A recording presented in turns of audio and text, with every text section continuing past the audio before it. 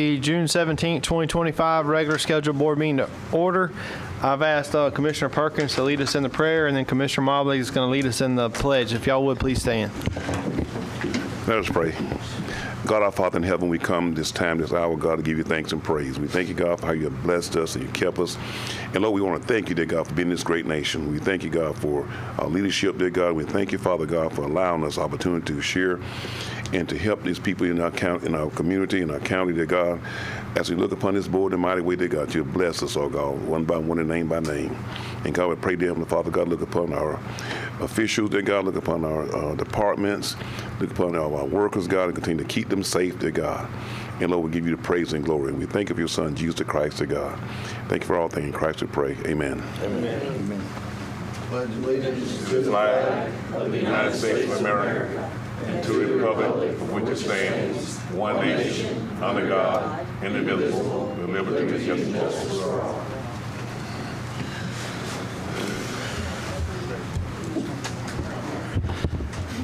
All right, the first item on the agenda is the approval of minutes from the June 3rd, 2025 multi-purpose community facilities bid tabulation meeting, the June 3rd, 2025 regular board meeting, and the June 5th, 2025 Welborn Community Center public meeting.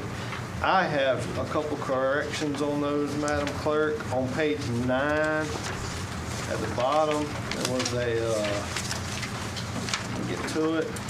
In the middle, Mr. David, it should be David Kraus. K-R-A-U-S. First name David. And on page 11, another spelling.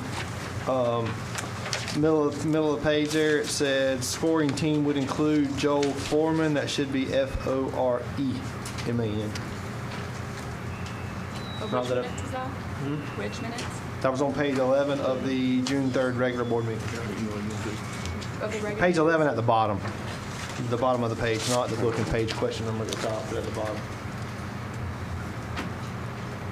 Just so if anybody reads these 35 years from now, they'll have the correct spelling of the name. Any other questions, concerns, or comments on those minutes? Motion to approve, Chairman. I have a motion to approve by Commissioner White, second by Commissioner Perkins. All in favor, aye. Aye. All opposed, same sign. Motion carries 5-0 on the approval of the minutes. Next item on the agenda is the public concerns and comments. I have two or three. I have two here, but you can also you can come up if you didn't have time to fill one of these out or didn't know about these requests from the public for public comments. The first one is Mr. Wayne Hanica of 11883 93rd Road, Live Oak. Mr. Hanica, welcome, sir.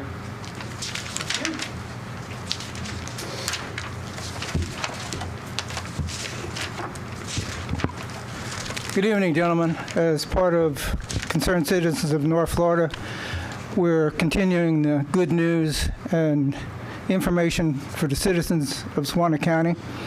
And tonight our subject is the Suwannee County Tax Collector's Office.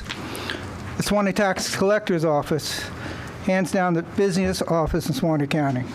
They have an average of 300 people a day. During tax season, 500 customers a day. And if you've been in that office, it's pretty small to have that many people going in and out. The main branch is open Monday through Friday, 7:30 a.m. to 4:30 p.m.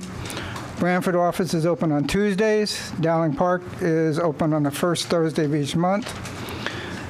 They not only collect Suwannee County ad valorem and non-ad valorem tax payments, but they also collect tourist development taxes, payments from short-term rentals, such as hotels, bed and breakfast, Airbnbs, and campgrounds. Along with the collection of property tax payments, they also process Florida driver's license, ID cards, tags, and title services. These are the busiest and most demanding services. I'm sure you could figure that out pretty easily.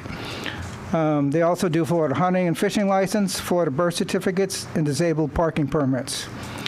To streamline the customer service process, they have purchased a new kiosk for check-in.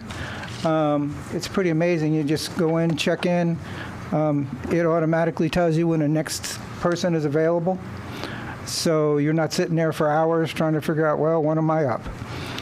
And because of the size of the office and the layout office, they have only 6 clerks at the counter, one with an overflow door. The driver's license computer test stations are in the lobby, which really isn't the greatest situation. Unfortunately, due to the size and the old building, they really can't expand anywhere. So we need to find them a new building or do something different. Every person in the office is cross-trained. So if someone's out, another person can go fill in that spot. And when they're too busy, they try and put another person in there so that they can keep up with everything.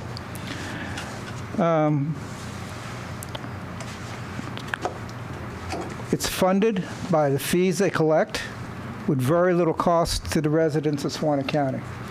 The building the Suwannee County takes care of, and the maintenance and other things, general things, but the staff and everything else is pretty well paid from what they collect. I just thought it was interesting that that small office could handle that many people a day. 300 a day is amazing for that size office. But they do a great job. Sharon Jordan does a fantastic job leading her team, finding out ways to do things better, and trying to do the best job they can. Thank you very much. Thank you, Mr. Hancock. Thank you, Mr. Appreciate that. The next card I have here is Mr. Luke McInnes, 22061 Fletcher Road, Live Oak, Brantford, O'Brien. O'Brien. Sorry. No worries, I got you, man, I got you. You guys, somebody pass that down to the attorney. I'm gonna pass these comment cards to the clerk. Gotcha. Welcome, sir. Name and, I already said your name and address. You're Yeah, good. all right. I have a statement to make with a question regarding agenda items 16 through 18. I'm asking you to remove those items from the agenda, and I'll just begin with my statement. In the past 15 years since my company, LMC, started bidding county projects, I've been before the board 2 times. Once a couple of months ago to advocate for a rebidding of the COVID isolation building because it directly violated Florida laws regarding public bidding of construction projects. Now tonight to once again advocate against the county violating Florida laws regarding the 3 community center proposals. In 15 years, I've never witnessed such outright incompetence regarding the administration of public construction bidding such as I've seen in the past 6 months from this administration. The fact that this board is seriously considering authorizing a blank check contract to a construction firm who, to my knowledge, hasn't performed a single contract for this county, one that isn't even located in Suwannee County, while rejecting the proposal provided by the only local contractor who has built almost every single building this county has, including this one, and one who employs local subcontractors and suppliers, is inexcusable. The 5 of you, as elected representatives of this county's residents, have a duty to speak for those residents and their respective businesses within the county. And based on the recent decisions that's made by this board regarding local businesses, and in spite of the grand statements made to the contrary, it appears that this is not your first priority. And I would hope that you would consider this situation as an opportunity to prove that you do have the intent to do what's right by the law and what's right for this county. So, it appears that you intend, based on the agenda, to violate Florida statutory law by voting tonight in favor of authorizing a contract without due process and proper consideration of the other respondents for the community center proposals. To my knowledge, and according to the information provided by the county to the public regarding these projects, there have been no contract negotiations performed. There is no final contract available to approve. My understanding is that you intend to approve a contractor to perform work while not actually having a written contract available that dictates the work to be performed, which is absurd. There's no indication of a contract amount. There's no indication of cost. There are no plans, design specifications, materials to be used, type of building, site requirements, et cetera, et cetera, et cetera. You'll be willfully violating Florida Statutes 287.055 by entering into a contract that contains none of the requirements listed above and additionally was not bid properly as per the Florida statutes. You will also be willfully violating Florida Statutes 287.055 by entering into a contract that does not follow the competitive selection criteria set forth in those Florida statutes, which requires that you must conduct discussions with the top 3 respondents before making a final selection. You must. There's no gray area about that, okay? Should you decide to move forward and ignore the state laws concerning these proposals, and the commission decides to vote to authorize a contract without a set price or a detailed set of requirements for the projects, then you will, in essence, be writing a blank check to the contractor chosen using Suwannee County tax dollars. And that's unacceptable as the elected stewards of the county's finances. So in closing, I would ask, do you intend for the second time in 3 months to willfully and knowingly ignore state law by authorizing a contract that is in direct violation of the Florida statutes? Or will you, as county commissioners who have the final say in all county matters, instead make the right choice and pull items 16, 17, and 18 from the agenda in order to properly conduct this bid evaluation according to those statutes? Thank you. Mr. Morrison, would you like to address that in regards to the Florida statute violations? I'm not an attorney, so I'm not about to get into a cross-examination here. I'm unaware of any illegalities in the process used. As Mr. McInnes is aware, because we've You have discussed to it. talk to your mic. As Mr. McInnes is aware, because we've discussed it kind of at length here at the podium, there is a process under our statute, under our procedures for bid protests if he wishes to avail himself of that. But absent that and being handed it, I'm not able to give a legal opinion other than to say there was nothing that I saw on how we proceeded that would run afoul of the Florida statutes. And contrary to what Mr. McInnes said in terms of everything's a blank check, these were all, it's not a blank check. Everything's bound by the design, the solicitations, and each of those solicitations said what the price was going to be because they were design build contracts. And I'd also note that included in the solicitation documents was basically the contract with all of the material terms. So I'll respectfully disagree with Mr. McInnes's legal analysis and also say that if he wanted to protest the bids, as he's aware, there's a process for him to do so, and I would invite him to avail himself of it. Fair enough. Thank you, Mr. Morrison. Any other questions, comments, concerns? Anyone? Yes, sir, I'm not done yet. Anybody else from the public wishing to speak? I'm gonna go with Mr. Broders, and then we'll bring you back up, Mr. McInnes, for a short time. Welcome, Mr. Broders. Name and address for the record, please, sir. Keith Broders, 970 Southwest Pine Mountain Road in Live Oak, or Lake City, Florida. What I would like to share with you today is the fact that obviously our country has deviated a great deal from the Constitution. And frankly, I don't believe that it's the elected officials that are the problem. I believe it's the ignorant voters that are the problem that keep electing people who are not prepared and willing to honor their oath of office. And I've prepared 2 websites, and that's on the business cards that I've passed out tonight. If any of you are really interested in civics education, these websites are an excellent tool to educate yourself, your friends, your neighbors, your families, your grandchildren, etc. And I encourage all of you to visit the website, check it out. I think you'll find it very, very inclusive. It's just really a wonderful tool. And if any of you would like, I've got some extra cards. If some of you would like to take a second or a third card to give it to one of your friends who you feel is a patriot, our country is in serious trouble, and our collective ignorance is one of the major reasons. If the members of the elected body of officials have sworn an oath to preserve, protect, and defend the Constitution, I think it's about time that we held them accountable, which we haven't been doing a very good job of. Thank you. Thank you, Mr. Broders. Mr. McInnes, you want to say something briefly? I was going real quick, get the attorney to read something for Ford. I gave him Florida statutes. On the second page of that, you'll see where it says competitive selection. The statute you're looking for is 287.055 for A and B. And I'll just tell you right now that it tells the board, or tells whatever agency that's conducting the design build bids, they must enter into discussions with the top three. Can you read that? I'm not going to debate you, So Mr. you're not going to McGinnis. read it. So you're just going to ignore it. Is that what you're saying? Okay. I'm not going to debate you. No, Mr. no, I just need it for the record, because he- this will come back up. He said he wasn't going to debate it, so He's not going to read it, that's what he's going to do. So, fair enough. That's all I need. thank you, Mr. McInnes. Anybody else from the public wishing to speak? All right. Go ahead, Mr. Smith.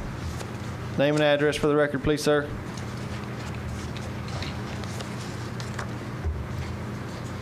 I'm having trouble hearing, so excuse me. Vince Smith, 9194 132nd Terrace, Live Oak. Is there anyone in this audience that hasn't wondered about our electric power grid? How safe is it? How secure is it? If it goes down and stays down, what happens? There was a special... Okay, I'm sorry. Thank you. There was a special Newsmax national presentation on 6/8 entitled Grid Down, Power Up. And it is still available through the Newsmax internet under that title, Grid Down, Power Up. But what you have here is not my opinion. It's pretty much a reflection of the consensus of what was presented on that show. And it is concerning. A lot of our transmission lines, electric generators, et cetera, were built in China. A lot of them are very lengthy to reproduce. They can take months or years, according to the show, meaning we don't have enough standing around in surplus to go plug them in.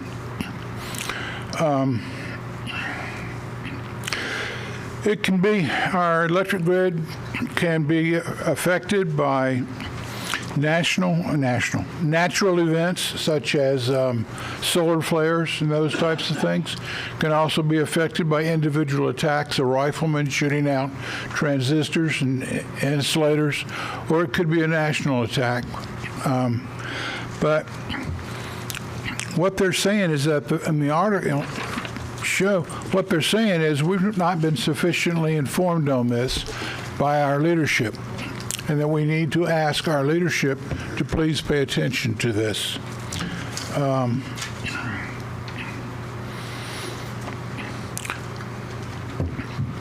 I've got extra copies out there if you pick them up and look at them, but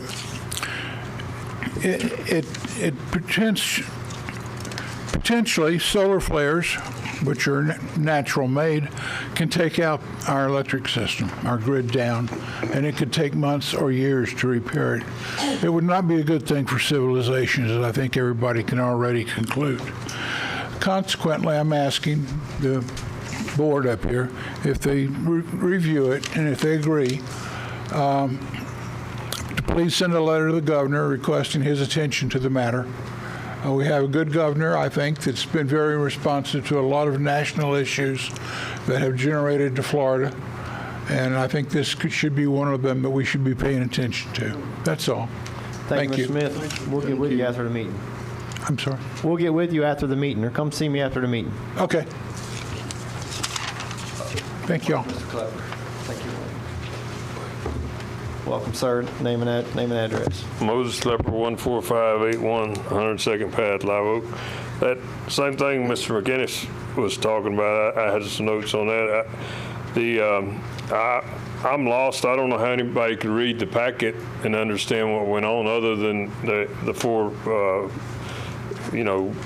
individuals that graded the bids, but we don't. The public don't get to see what was on those bids. I mean, again, that's not transparency. I'm not here. I guess I'm pointing out something that I'm not comfortable with.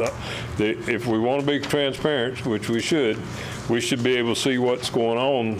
And when you look at the evaluations of those, the ones that evaluated those bids, those numbers are all over the place. So I for one, would like to be able to see what how it's graded, on what. And let me read through it. If I want to use my time to read through, I should be able to do that. Not because, again, it's not about trust necessarily, but it's about, responsibility.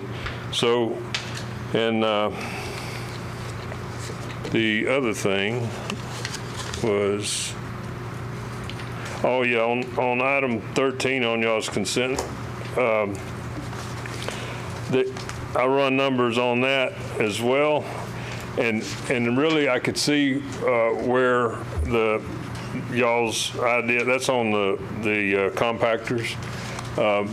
I could see where y'all's idea can work, but I'm a little concerned. I assume there's enough bins and front loaders to operate what we got going now. So, could I get I want to ask the question, and I hope y'all going to do this. Start off and wear out what we got while we're starting off on the compactors, because if I'm not wrong, the compactors the front end loader garbage trucks compact as well. About 850 pounds a ton each is what I understand, and there's assuming y'all can go with the 40 yards, I hope. It's kind of apples to apples there. The money is cheaper if we wear out what we got and go to them eventually. It can be cheaper, but one complaint I heard way back years ago was about the bins having to be repaired all the time. Well, those bins are about $1,500 a piece.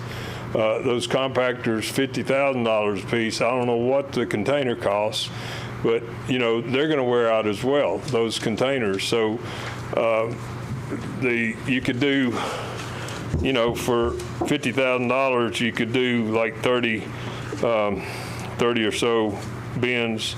Again, I'm not opposing it. I just hope we don't just take a loss on the equipment we got. Please wear out what we got. We're going to do that. We've been putting bottoms in dumpsters as they wear out. Right. Replacing the bottoms out of them, because that liquid, that leachate that you talk about, is very acidic on some of that, so it eats them out quicker. Plus they capture rainwater, right? So they're sitting there and it floods, all that stuff, water builds up, whatever, it rusts the bottom out. We're always replacing the bottoms in dumpsters. But not to mention your front loads that you're talking about, all that leachate is going in the front load dumpsters, or garbage trucks. That's what I'm looking for. Yeah. So now you have all of that stuff running through all those electrical components. So there's a reason why Madison County went to compactors, and they've said that's the best decision as a board that they've made in a long time, is getting to the compactors. And on top of that, Mr. Chairman, the hydraulics on those trucks are not near the strength as those compactors have, from what I was told. So you're going to compress and push out a lot more air, and then you go from buying $300 and something thousand front load garbage trucks to buying an 80,000 roll off truck. I hear they're about $250, $300. Not for just a straight roll off. No. Okay. Anyway, I ain't opposing it. Probably not 80, probably more than that, but not 250. I ain't opposing it. Please just wear out the front end trucks first. Gotcha. All right. Thank you. Those are on lease anyway. Oh, are they? Yeah. Okay, then it don't matter. Never mind. Anyone else from the public wishing to speak? I'm sorry. Would you like? I can't see your hand behind. Oh, I'm sorry. Please come to the podium. State your name and address for the record, please. Okay. You have to come up here. I'm Good sorry. evening, commissioners and citizens. Over there to the mic, or I get in trouble. They get on to me if you're not over there. And your name name and address for the record. Marilyn Jackson, 6212 Southwest 99th Avenue, Jasper, Florida, Hamilton County. Thank you. But I'm here representing a resident of Live Oak, Phyllis Rotolo, 220 Green Avenue, Live Oak, Florida. A friend and longtime resident.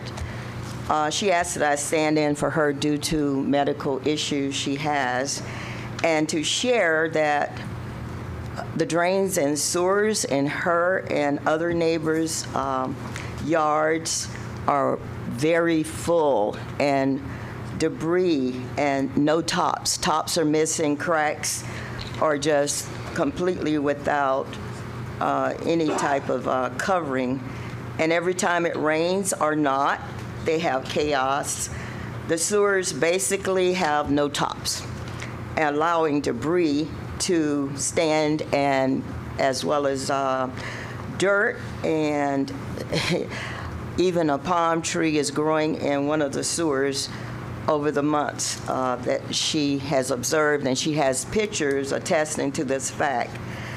The sewers basically, the valves are missing all along 5th Avenue from Walker to Helveston, and 11th, and also at 129, the bank sewer even has dirt and debris.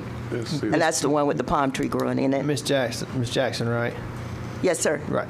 I don't mean to interrupt you, but you're talking to the county here. We have no control over the city. All of those that you just mentioned are all City of Live Oak infrastructure. Okay. So those are all inside the city limits. So you're barking up the wrong tree, for lack of better words, but this board has no control over maintenance of the city's infrastructure. Those problems you're addressing are all city assets, city infrastructure. Oh, I stand corrected. Yes, ma'am, and no problem. So I would recommend you going down to City Hall maybe tomorrow during business hours and see if you could speak to somebody down there about those concerns. I would do it on her They would have the behalf. resources and the availability to maybe address them for you. I would do it on her behalf. In fact, she said that she contacted the city water department a month ago or so, and they said they didn't have any jurisdiction over that either, but that wasn't their problem. I can assure you if it's inside the city limits, I can't speak for the city, but I can assure you water, sewer inside the city is not the county.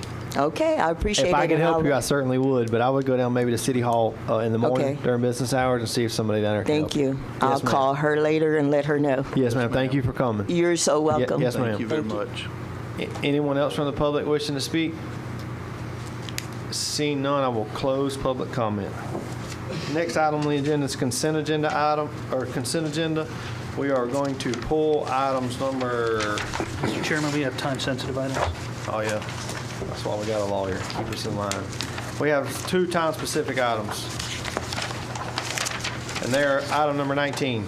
I'm going to read it. At 5:35 p.m. or soon thereafter, as the matter can be heard, hold a public hearing to consider special permit for temporary use request number SPTU 25-05-01 by American Promotional Events, DBA, TNT Fireworks, to be granted a special permit for temporary use under Section 1410 of the Suwannee County Land Development Regulations for a fireworks tent sale to be held starting June 23rd, 2025 through June 5th, 2025 on property zone commercial intensive. Mr. Ron Meeks.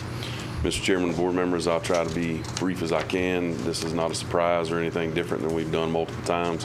The same group holds 2 events twice a year in January and July. So this is a temporary use permit for the fireworks tent sale to be located at the Walmart parking lot, and the duration of that would be from June the 23rd through the July the 5th.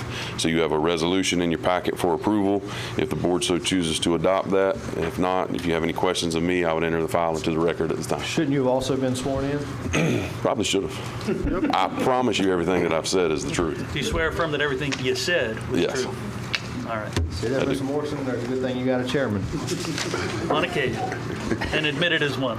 I got him back. Anybody have any questions for Mr. Meeks? They do this every year. Yes, sir. Same group. Yep. Same group, same people, same place, every year. Mr. Chairman, someone. Hold on, I got to follow my checklist here. Okay. Is anybody from the public wishing to speak on this matter? Seeing none, we'll close public comment. Any board discussion? None. Do I have a motion to adopt? Yes. Have a motion to adopt by Commissioner Perkins. Second by Commissioner White. All in favor, aye. Aye. All opposed, same sign. Motion carries 5-0. Thank you, gentlemen. I have another time-specific agenda item, item number 20, at 5:35 p.m. or as soon thereafter as the matter can be heard, hold a public hearing to consider the enactment of an ordinance to extend and reimpose through June 30th, 2055, the levy of the local option fuel tax upon every gallon of motor fuel and diesel fuel sold in the county and taxed under provisions of Chapter 206, Florida statutes as authorized pursuant to Section 336.0251A. Florida statutes providing for the time period said local option fuel tax is to be levied, providing for distribution of the local option fuel tax proceeds, approving notice to the Department of Revenue, providing for codification, severability, and for an effective date and approval of interlocal agreement with the City of Live Oak and the Town of Brantford, providing a distribution formula for local option gas tax. That's a long one. You, Mr. Morrison. Thank you, Mr. Chairman. DOR got a hold of us last month and was kind enough to let us know that our 30-year use of the 3-cent gas tax that we have, there's actually, the county has approved a 3-cent gas tax for a total of 6 on 2 different occasions, which so they expire at different times, and one of ours was set to expire. So in order to get it up to, and under the statute, there's time limitations as to when that ordinance can and must be approved and the dates that it needs to be approved by, hence us getting it on the agenda at this time. The only thing that's different in the substance of the ordinance before you, which versus the title that you read out, Mr. Chairman, is the effective date here would actually end on December 31st, 2054, just because it has to end before January of the year it would otherwise expire. So the first thing would be if the board wishes to continue that 3-cent gas tax for an additional 30 years, that would be the ordinance to do so. The second matter, which I wanted the board to consider with it, because DOR requires us to send it to them as quickly as practicable after we approve the extension of the gas tax, is a distribution formula. As you may recall, at the end of last year, we had an agreement with the Town of Brantford and the City of Live Oak for distribution of gas tax. That was for the other 3 cents. This is for this 3 cents. And so that's where we get the total of 6. And that's for present purposes just to so we can get the stuff to DOR that we need. The text of this interlocal agreement mirrors the language in the one that we passed at the end of last year, and still gives time to the various municipalities and counties to discuss it. So the second thing would be approval of that proposed interlocal agreement, which tracks the agreement that we did last year. So 2 things, Mr. Chairman. First, an ordinance for a 30-year renewal on a 3-cent gas tax, and the second, approval of the interlocal between the county and the City of Live Oak and the Town of Brantford. Thank you, Mr. Morrison. The key word on that is renewal. Yes, sir. This isn't new. It's renewal, something that's been there for previous 30 years. It was up. Any board members have any questions for Mr. Morrison? Anybody from the public wishing to speak on this event? Name and address for the record, please, sir. Bo Hancock, 6135 Wiggins Road. Mr. Morrison, you're good. You have succeeded in confusing the daylights out of me. I know that the total gas tax is 6 cents. Yep. What happened was, I'm sorry, I'll let you finish. Well, I'm just curious because it was done in 2 3-cent increments at different times. Yes. How in the heck are you voiding the first one and extending it, or what? So this is gas tax 1, was done 30 years ago. Okay. So we're renewing that one. And then round about 2000 something, the Board of County Commissioners then imposed a new additional 3-year, which has different expiration dates. But gas tax 1 expires August 31. So that 3 cents is set to expire, so we're renewing that 3 cents. So the way DOR treats it is basically we have, although it's a cumulative 6-cent gas tax, we have 2 3-cent gas taxes which are tracked separately by DOR and administered separately by DOR because they were enacted. They're going to expire at different times? Yes, sir. Okay. Now it makes sense. All right. It's not what you said before, or to me anyway. How about this? There's nothing like talking about gas tax renewal options that doesn't make everybody want to fall asleep, so I understand. Thank you, Mr. Hancock. Anyone else from the public wishing to speak on this matter? Are you coming to speak, or are you coming to speak? Okay. disappointed. Name and address. Still Moses Klepper, 14581 102nd Path, Live Oak. It's kind of same response as before. I forget the old fella, the old sugarcane syrup maker. He come in here and he told y'all want to give this county somewhat of a boom, drop the tax, you know, and here we are. I mean, we do realize that a 6-cent tax on gasoline in this county is basically a 20% tax. You know, 20%. That's a little greedy on any front.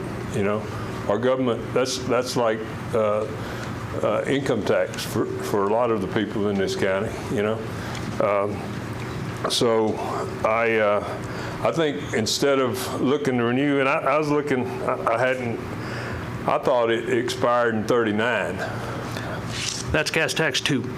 This is gas tax 1. Gas tax 1 is going to expire in '55, is that right? If we renew it, yes, sir. If we renew, okay. Gas tax 1 expires August 31 this year. Okay. So instead of looking at opportunity to reimpose another 10% tax, just let it die, you know? And we had last year, I believe, a $60 million surplus in our budget. And I watched this board and the county go crazy spending. I watched them. It's scary how the spending went off. We didn't have a $60 million surplus. There was at one point. No, never. Okay. Our entire budget's 120. So where will we have 160? It's 180 this year. Where will we get 60 surplus? I don't know. I heard the number in one of the meetings. Okay, I was curious on where you got that from, because that would have been news to me. It's easier for y'all to find it than me, but I'll try to find it so I can bring it back next time. Mr. Chairman. Yes, sir. Mr. White. How'd you come up with that 20%? Well, on $3, if you add 6 cents. Three Oh, it'd be 60 cents. 3 cents is all that's on the table. 3 cents is on the table tonight. Well, I was just wondering, you said it was 20% tax. Well, let me go to the. Well, wait a minute. Maybe I missed it. It sounded better. It will be 60 cents on $3. I'm way off too. What the heck? I will pull out a calculator. 10% is 30 cents, yeah. So it's 2%. That's correct. Then I'm a hush. I misfigured. So I misfigured. Anybody else from the public got a calculator and want to talk? Seeing none, I'll close public comment. Any board discussion? Just a reminder, Mr. Chairman, there's 2 separate items that need to be addressed separately. The first one is renewing The ordinance. The ordinance. The second one will be the interlocal agreement agreeing on the distribution. Yes, sir. Okay. Do I have a motion to approve the ordinance? So moved. A motion by Commissioner White, second by Commissioner Mobley. All in favor, aye. Aye. All opposed, same sign. Motion carries 5-0. Do I have a motion to approve the interlocal agreement, which is also a renewal, for the distribution of the 3-cent tax? So move. Have a motion by Commissioner Hale, second by, I'll go with White. Commissioner White, all in favor, aye. Aye. All opposed, same sign. Motion carries 5-0. Madam Clerk, we'll need to send that interlocal on to the city and the town. Thank you. Okay. Consent agenda. That consists of items 2 through 18. We're going to pull item 2, 15, 2, 4, 5, and 15. So that leaves 2, 4, 5, and 15. So that leaves items 3,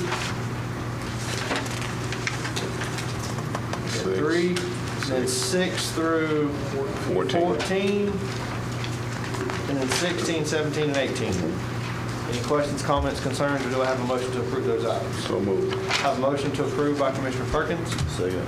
Second by Commissioner Mobley. All in favor, aye. Aye. All opposed, same sign. Motion carries 5-0. So we'll start with item number 2, approval of payment of processed invoices. I pulled that one for clarification purposes. I need to abstain from that vote. There is a invoice in there to Harry T. Reid Funeral Home, in which I am an employee, for $825. There's also multiple other funeral homes in there for $825, and what that is the funeral home in which I work at, we did a removal of a deceased person per the family's request. They are indigent. Therefore, the county has a policy. It's $825 per removal to any funeral home who removes an indigent body inside Suwannee County. So just put that out there for clarity purposes. So I wanted to abstain. That's going to my place of employment. With that information, I'll offer a motion on number 2. Have a motion to approve by Commissioner Hale, second to approve item number 2 by Commissioner White. All in favor, aye. Aye. All opposed, same sign. I abstain. Next one is item number 4, approval of amendments to the Suwannee County purchasing policy. I believe that's Mr. Morrison. Thank you, Mr. Chairman. I'll keep it very brief. Logan, our code of ordinances says that adoption of the policy manual must be done by resolution. So accordingly, here is a resolution adopting the policy manual.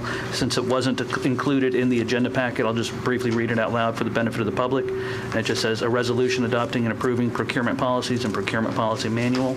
Whereas Section 2-134 of the Suwannee County Code of Ordinances requires any change of purchasing policy to be done by resolution. And whereas the board desires to update and change the purchasing policies of Suwannee County, now therefore be it resolved by the Suwannee County that the Suwannee County Purchasing Policy Manual attached here too, and the copy given to the chairman has the policy manual attached to it, and dated June 17th, 2025, is hereby adopted and approved as the purchasing policies of Suwannee County pursuant to Section 2-134 of the Suwannee County Code of Ordinances. The policies contained therein shall have the full force and effect of law. Resolution becomes effective upon its passing, passed and duly adopted. So we need to make sure that complied with our Code of Ordinances, Mr. Chairman. Thank you for that clarification for that resolution. Any questions, comments, or concerns for Mr. Morrison on the adoption of the purchase policy? Or do I have a motion to approve? So moved. Have a motion to approve by Commissioner White. Second. Second by Commissioner Perkins. All in favor, aye. Aye. All opposed, same sign. Motion carries 5-0 on item number 4. Item number 5, that item is being pulled and tabled for a later date, so nothing to discuss there. We'll bring that back later. Item number 15, award bid 2025-17 and authorize the chairman to execute a contract as the lowest qualified respondent, a Complete Construction Creation, LLC, for Suwannee County Courthouse windows replacement pending county attorney review budgeted items. I know Commissioner Perkins has a question on this as well. I had a question on this. Mr. Scott, the low bidder was low by $460-something thousand. 168. 460? 168. Okay, 468,000. I just want to make sure that, I've never heard of this company before, and that's not surprising, but I just want to make sure that these folks have been vetted, bonded, county attorneys read the contracts. Like, that's a significant difference between low bidder and second and third. Just want to ask a little bit of clarification there. My understanding is this is a new company in town. They came from a larger community before. My understanding is they want to get the foot in the door and do business in Suwannee County. And they had all the bonds they needed. And Mark's here if you got any questions about specific there. Everybody's bid on the same products to be installed. So they're apples to apples on the products. Fair enough. That's kind of the explanation. I was making sure that when we were comparing apples to apples on the products, I'm sure it was there in the bid packet, but also the bond requirements and some vetting done with that amount of difference.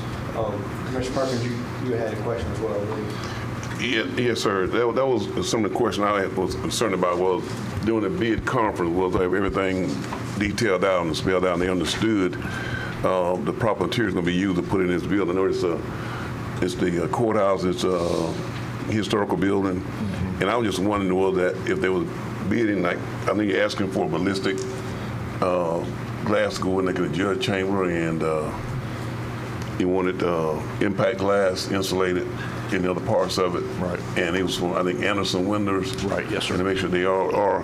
And the other concern was, I know it says $468,963.59 difference in the two lower bidders. Right. And it was a close comparison between the first bidder and the second bidder. I was concerned about whether that if there would be problems that we're going to be faced with a lot of change orders. You know, when you tear that window out, replacing wood, and I think it may be some staining or something going on. I think it's clad windows, meaning vinyl clad outside and wood inside. And if it's staining to match the existing, because when you're doing historical, you have to go back with something similar to stay within that requirements to see it in the historical hub. So I was wondering about was that, you know, if their price including if they have to do any alterations or anything to replace new wood and all the stains, make sure we're going to get a clear. I'll ask Mark. He's the expert at it. He was one that did the walk around with them. Okay. But I do not like change orders, and I don't expect change orders. But thank you. While Mark's coming up here, Commissioner Perkins, I'll go with you on that, because if you on item number 4 on the purchasing policy, you know, that was one thing that I had to get with Holland about on those change orders. Yes, sir. We've seen them in the past where sometimes the low bidder after all the change orders ends up not being the low bidder. Exactly. But that's why in the not saying this will happen now, but just in case. 100%. Not making any accusations. Right. Just saying we've seen it before. So sure. whenever I reviewed the purchasing policy with Ms. Freeman, I said, hey, one change that I wanted to make in the new purchasing policy was that, and it's on page 24, was that change orders not exceeding $10,000 may be authorized by the county administrator. All change orders greater than $10,000 must be approved and authorized by the board. If a delay is against public interest, the chairman may authorize the work and report his or her action at the next regularly scheduled meeting of the board. After 2 change orders on a particular contract, all change orders for that particular contract must go before the board for approval. So in other words, Mr. Scott hypothetically could do 10,000 and 10,000, but on that same contract, if he comes back for a third change order for anything, $2, it's got to come back to the board. So that was just one thing that I'm not trying to grandstand, but I understand your concern, and I had the same concern, and I got with Ms. Freeman to try to tighten that up. Right. All right, Mr. Perkins. Yes, sir. The concerns that you had are legitimate, and those were addressed in the scope of work that was laid out by the engineer. All that was in the pre-bid walkthrough. All those things were discussed. So all the windows, the Anderson are equivalent. They be Anderson, or they'll be equivalent to Anderson. That is correct. Okay. And any staining and all that was addressed. We told them, of course, you know the color. To get a color match, you're going to get as close as you can. You're not going to get a 100-year-old match, but you're going to get as close as you can. Well, but all that was discussed. All that was discussed by in a pre-bid. So yes, that's going to be kind of hard too when you got old wood that been stained for. You got 2 different kinds of wood. Yeah, it's going to be hard. Yeah, right. Yeah. And then the different species of wood too would vary also. Yes. But that was just my concern, because seeing the prices, and I'm not against anyone, but it was just concerning that we didn't come up with, like the chairman said, that we got some change orders, and now we didn't see it over. I've seen it happen on a lot of jobs. And me being a contractor, I've seen it happen. So they have completed. We had bid bonds. They submitted bid bonds. Bid bonds. No, there was not. Go ahead. Where we're at on this, Mr. Chairman, I'm currently working on the contract now in tandem with Ms. Freeman and the vendor. They did not submit a bid bond, which was an issue, which is why it got held up for a little while. They're still honoring the bid price, so they're going to be posting, though, a construction bond once they enter into the contract. So the thought process in moving forward on it was worst case scenario, they withdraw their bid. That's what the bid bond, that's all the bid bond secures. Exactly. But they're still moving forward on the contract negotiation, so it's a moot issue at that price point. However, they will be, as part of any final version of the contract, it will include a construction bond on the work. One thing that, Mr. Attorney, is that all the other all the other bidders, they turn in bid bonds. Well, they have they have to get a bid bond. Or sometimes you have to have, when I bid for the city, I had to turn a bid bond in, or either a certain percentage of money that I had to write a check for. 100%. So this was actually a very active discussion. This is why it took a little while to get before the board. The question, candidly, this particular contractor did not include a bid bond in their packet, which is against our policies. Our policies do allow us to waive any defects or of formalities for purposes of moving forward. So the question was put forth, is that a defect is that a mere formality to move forward on the substance of it? The call was made yes, because they're still willing to honor their contract price. Right, the bid bond is to make sure they honor that price. They can't, to make sure that they don't change it once all the bids are opened up, right? And say, you know, that one's 900,000, I'm going to change my bid to 8. That's all a bid bond secures. They're still moving forward at doing it at that bid upon price, so hence continuing to move forward and labeling it a formality. That is waivable under both policy, law, and as well as by the solicitation documents. Okay. Now, that being said, how would we think that other contractors, they think they would come back on us and could file some type of suit against us by? The only way, so explain all the other contractors I'm saying that. Sure. It was a defect in the submission. The only way it would come back is by waiving the bid bond. Let's say we waived the bid bond. They came back, did not honor their original bid, and said they wanted 600,000. And then we said, okay, well, fine, we'll do it for 600. Then those contractors can sue us and win. But since they're honoring that contract price, the failure to include a bid bond was determined to be a formality that we could move forward with. Okay. I mean, am I stating that correct, Mr. Scott? That's what we discussed. No, my previous experience, I had that problem, and I had to put a bid bond out, and they said if I didn't put it out, then they would kick my bids out. Or anybody bid would have been kicked out. So that's why I'm asking this question for clarity. It held everything up about 30 days trying to figure out the answer. For the record also, we didn't have the $1 million or the upper amount that the bids came in at. This one fit the grant we had for the right mark, or the budget we had. It was the budget, not a grant. It was the budget number we had for the project. It was recommended that by the architect that should be a good number, and I can't speak for the higher numbers. So, if we didn't have that lower bid, we would have thrown all the bids out and started over and not done the windows. So we didn't have an extra $500,000 sitting there for the windows. Am I misspeaking, Mark? No, you're correct. Mr. Durham, didn't the court administration agree to kick in some funds for those? Are you on top of that? The judges did agree to contribute $100,000 towards that, but that was to offset the cost of the ballistic glass that they were requesting, and they're still honoring that. Okay, that was my question, if they were still at the table. Yes, sir. Okay. Any other questions for Mr. Durham? I'm good, thank you. Mr. Chairman, that bid includes the ballistic glass? Yes. So the court's going to pick up $100,000 of the $500,000? Yes. Okay. Thank you, Mr. Anybody else for Mr. Durham? No, thank you. Okay, thank you. Do I have a motion to approve the item? So moved. I have a motion to approve by Commissioner White. Second, who was that? Second by Commissioner Mobley. All in favor, aye. Aye. All opposed, same sign. Motion carries 5-0. I think that ends up our consent agenda. The next item on the agenda is the constitutional officers. Are there any constitutional officers of the county present wishing to speak? I don't see any.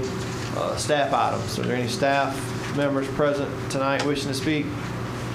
See none, we'll move along. Commissioner items. You got one. Oh, I'm sorry. Why don't you just stay up here? I was kind of hoping to get out of it. Thank you. I just wanted to let y'all know that we are moving forward with projects that y'all have assigned our office to. I don't know if y'all noticed that the clocks are in. Hallelujah. That was a great thing for us. That took forever.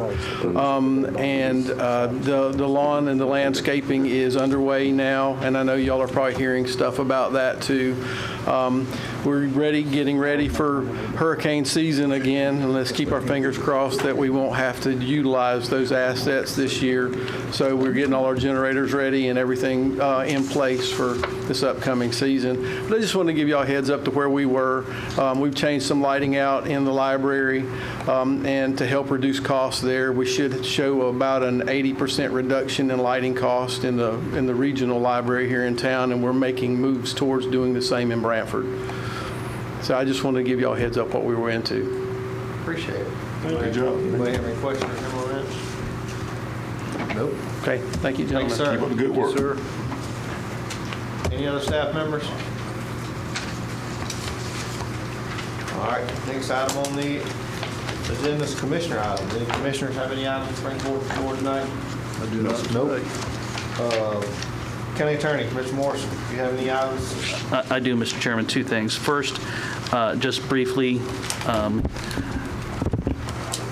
we had a nice discussion with members out in Welborn a couple of weeks ago regarding the county's ability to maintain private roads.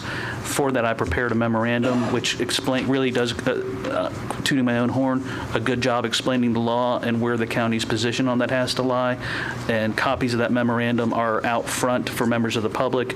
And I would just ask that as we're putting out agendas, while we still have those, to keep putting those out, because I know that's a common question we get. The second thing, Mr. Chairman, is I'd like to invite Mr. Matt Ferber to come on up to the podium. Mr. Ferber is here as the representative of Matco Industries. Back on March 21st, 2025, pursuant to instructions of the board, I wrote to Mr. Ferber and told him that effective, what was the date here? July 19th, 2025, Matco's permission to use our county rail spur would be revoked due to a lack of progress on moving, keeping loading on our rail spur. So per the discretion of the board, we set aside today for Mr. Ferber to come and update the board as to his progress on being able to get off of our rail spur for loading and unloading, and perhaps readdress that trespass timeline. So with that, Mr. Chairman, I'll turn it over to Mr. Ferber so he can address the board. Welcome, sir. Evening, everybody. Yes, first off, apologize for the delays. Short answer is July 4th, after the weekend, we should be complete. So construction's happening right now. The roadbed's laid. The pieces are actually getting connected starting today. It should be pretty much the end of this month. We'll have the ballast in place, and that's pretty much the end of it. We'll be moving the cars off and moving our operation over, and I have don't see any issues hitting the deadline as you laid out. So again, apologize for us getting to this point, but our focus is back here. We're getting it done and looking to doing some other development out there. So we've made more progress in that front recently and have some conceptuals and stuff that we've put together. But in any event, we'll be off and moved in there by the time that you've set. So. Well, I appreciate you coming tonight and taking time. I know you're a busy fellow. No, that's fine. Happy to. Are scattered across a big area, but thank you for coming. I think that's the main thing of the board was we were ready for you to make that a priority. Oh, yeah. Appreciate you making that a priority. No, understood. I mean, we were getting it. We were hearing it from other folks out there. Hey, when can we use this? If we do this, can we use that? How is that? Right. Not having an answer. I'm sure you watched the video. We were just looking for some priority from you, and I appreciate you stepping up. And that's essentially what it is, just priorities. We've got a pretty busy business. We're in a lot of places, and I said, okay, we got to refocus here, get this done, and which we have, and it'll be completed. So that's, unless you have other questions, that's pretty much it. Mr. Ferber, if you would do me one favor, because the July 19th deadline stays in place until you get off. So if you could just make sure to notify me that you are. Yeah, that way I can write you, on behalf of the county, with the board's consent, I'll write him a letter that just says, we're lifting that trespass and we're happy to continue your use of the the spur. But just make sure to inform me so that way I can get something in writing. We'll make it official, yeah, All right. when it's done and complete. Thank you. Everything's finished, so, all right. Any board members have any questions for Mr. Ferber? Mr. Chair, I just say I appreciate it. Yeah. Matt, I appreciate you and your business and your employees and what you do for us. Well, thank you. Appreciate it. So, yep. All right. Thank you for guys. coming. We appreciate Thanks, you making sir. that forward. Absolutely. Thank you for your help. Mr. Morrison, do you have any other agenda or any other items? No, sir. Mr. Ferber, I know you live out of town, so it would be no disrespect on our part if you wanted to leave. Yeah, I'm versus going to go down to South Florida. Thank you for coming. Thank you. County Attorney. Next item on the agenda is consultant items. Are there any consultants present wishing to speak tonight? Seeing none, we will move to item number 21. Discuss with possible board action employee health benefits. Mr. J.D. Curls from Gallagher Benefit Services. Welcome, sir.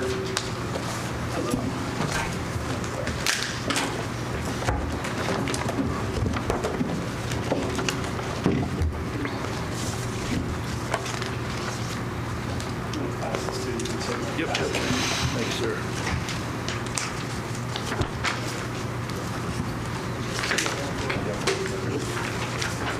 So I'm J.D. Curls with Gallagher Benefit Services. We'll be able to go over this in just a moment. One of the things that we've just in the process of doing is discussing the renewal for the health benefits.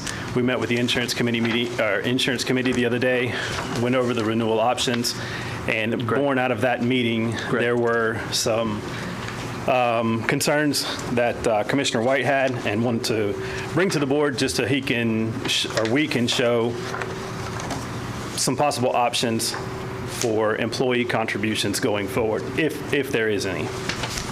So what you have in front of you is 3 different HSA contribution options. Along with that are also some contribution options that were discussed in that meeting and afterwards. So let me just point out a few things before I move through those.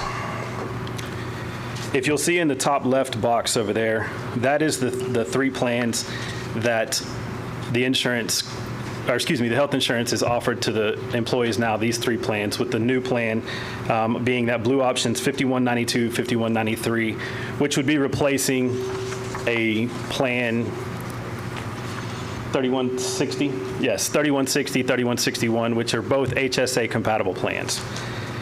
So that's why you see that there. In green in that box, that is the total premium based on the current enrollment in those plans.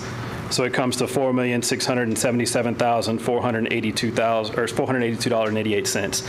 Also in that total is the current HSA contribution of $162.70 per employee that is on employee only. For the HSA compatible plan, the county contributes $162.70 to the HSA. I just wanted you to see those totals. That's what the possible spend is this year with the totals there with the HSA.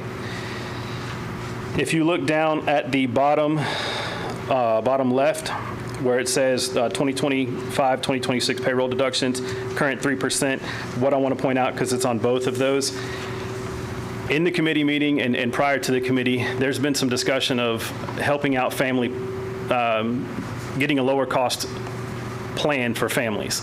So what we did was we brought another plan to the table to say, here's an option for families that's going to be less expensive than what is currently being offered. So that's the 5302 plan there. So that is an additional 4th plan that would be added this year. Okay. So on the left side, in the middle box there that says no change to employee contribution with current HSA contribution.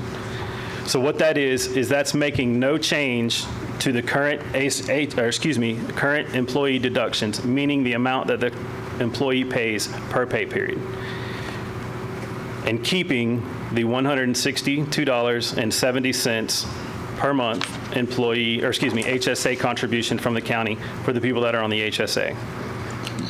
You'll see the total board contribution there is $4.32 million.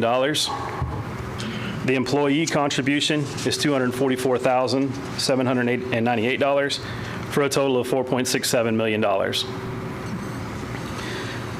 Keeping the same thing, moving over to the top right, which says freeze board contribution plus 3% with current HSA contributions. So that's taking the current contribution that the board gives for each medical plan and increasing it by 3%, and then having the employees pay the difference for the renewal, okay?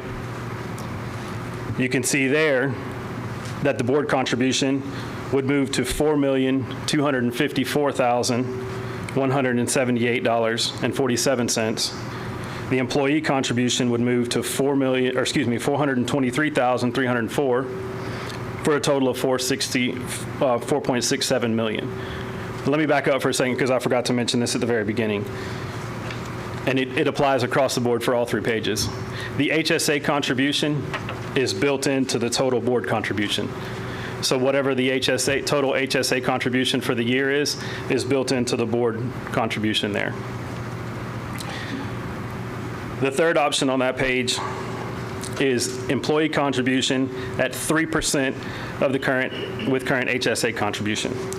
So you'll see there that the total board's contribution in this model would be $4.3 million. The total employee contribution would be $373,913, again for a total of $4.67 million. On this page, if you'll go down to the bottom of the payroll deductions, because that's what the employees would be paying under these models. What I did not include is what the current is now, because that would be $0 across the board for employee-only coverage, and then those contributions would stay the same. The first box is the current plus 3%. So taking the current the current contribution from the board from each plan, adding 3% to it, and then making the employees pay the difference. You can see there that it would take the employee-only contribution on the first HSA plan to $55.64. It would take the middle plan, the blue options, 3559 to $26.95, and the blue care would actually be negative $250. Not that y'all are going to pay the people to have their insurance, but raw numbers here, that's what it is, because in that contribution model, the board's contribution would be higher than the actual rate if we go off that model. The third option, or the fourth option there, that 5302 plan, we didn't have any, obviously it's a new plan, so we did not have any contributions from last year. So what the discussion was to take the renewal rate of the highest plan for the board's total contribution, which comes to just about $11,000, and apply $11,000 for the board's contribution to that plan to bring the family rate down to $544, where we could do that there. If you move to the other one, the 3% of premium, that would be taking 3% of the current renewal premium and having the employees pay that 3%, or pay the difference, excuse me.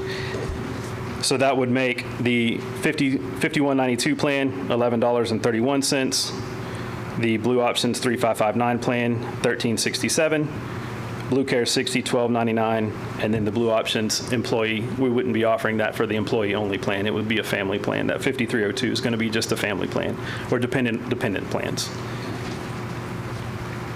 The total HSA contribution right now is $128,858. That was a lot of information, and that's just page 1. So if you'll flip to page 2, all these numbers are reflective of the HSA contribution. So what I wanted you to focus on, I'm not going to go through all these numbers again because a lot of them are exactly the same, but this model would be taking the HSA contribution from $162.70 to $135 a month total, which comes to a total of $106,902 with the current enrollment. You can see that it adjusts the board's contribution a little bit on each one of these of about $21,938, so roughly $22,000 you'll see that the board's contribution is adjusted down with that model there. The third page,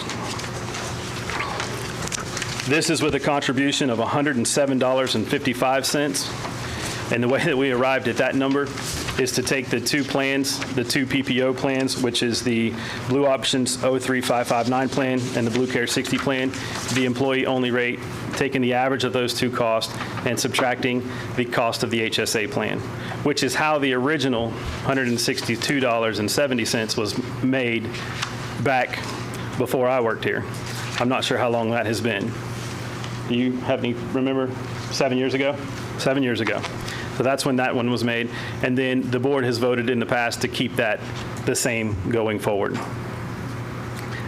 So this $107, like I said, would be the two averaged out subtracted by the employee only of the HSA, and then that's what the HSA contribution would be, which brings the totals of the board's contribution down $43,678.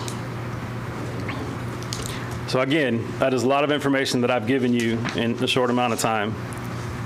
I'm sure there's some questions. Well, first off, JD, our health insurance went up 10% across the board. 8.4 in this model. Is it 8.4? 8.4 in this model.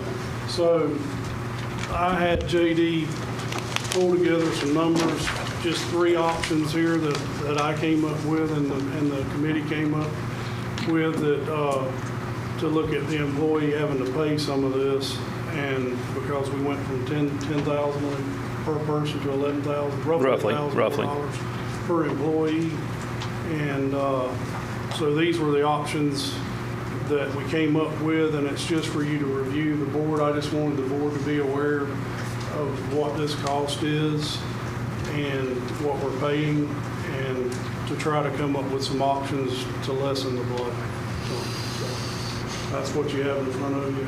I know it's a little confusion, but to boil it down, you got three options here. Stay the same, pay it all, freeze it where it's at, add 3% for inflation, and the employee cover the rest, or the employee just pay 3% of their insurance premium. Those were the three things that we discussed. If you got any questions, I'll do my best to daily. Between the three of us, we can answer. Until his eyes are crossing, I know I have. It's a pretty steep increase, and the reason that increase is there, and correct me if I'm wrong, our claims were 100% of what our premium was. Just shy of that, but close. Pretty close. So that's why the jump in the cost of the insurance was because the insurance company didn't make no money. So they're going to go up. That's what happened. Simplified, yes. Travis, I see those wheels moving. Hypothetically speaking, last year, minus the 8.4%, what Commissioner White just said, the county paid in roughly 4.6 minus the 8.4%, whatever that number is, in premiums, and all the employees combined and medical claims, that equaled roughly 4.6 million. Well, minus the 8.4%. The insurance company has some administrative costs that are built into the total premium, but yes, basically. I mean, what your thought is correct. Yes, the amount that they allot for claims is what the county paid in claims, or excuse me, the insurance paid out on the county's behalf in claims. I don't sit on the insurance committee, so I may ask some ignorant questions, but the 8.4% increase, that's just for the county's plan, just our plan. That wasn't like across the board, Blue Cross Blue Shield. That was just this plan. Yes, that's based off of, that's the county's plan based off of the claims for y'all's population. So Blue Cross Blue Shield analyzed the county as a customer, if you will, and said, this one's got to go up. Yeah, so well, it's a little more than that, but yes, they take it and they look at their claims data and they benchmark it against their national data, and they come up and say, we have a first run of, we're looking at the claims, the administrative costs and everything like that versus what the premium was paid in, and there's a there's a ratio called the medical loss ratio. And what that is the amount of money that was premiums that were paid in versus the amount of claims that were paid out. That's the number that Franklin's talking about that was close to 100%, okay? So they take that and look at it and say, okay, they were close to 100% coverage. A good medical loss ratio that most insurances are comfortable with is around 80%, okay? That means that 80% of the premiums that was paid in was paid out in claims, and they were able to make some money, okay?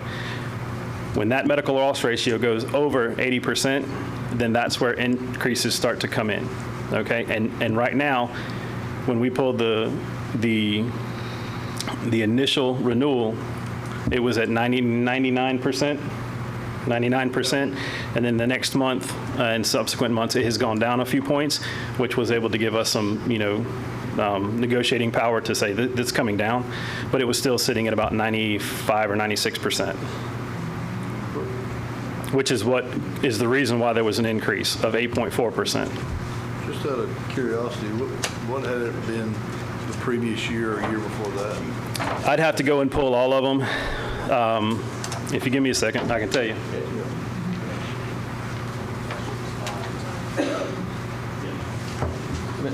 While he's on that, Mr. Scott, I would Yes, sir. just ask, and Mr. White, you may know the answer to this, like,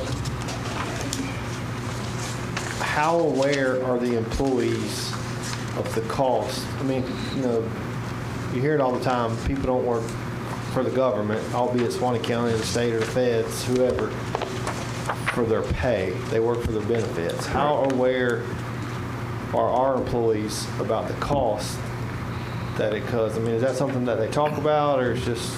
I really don't think so. The upper level management that works on budgets see these numbers and understand that.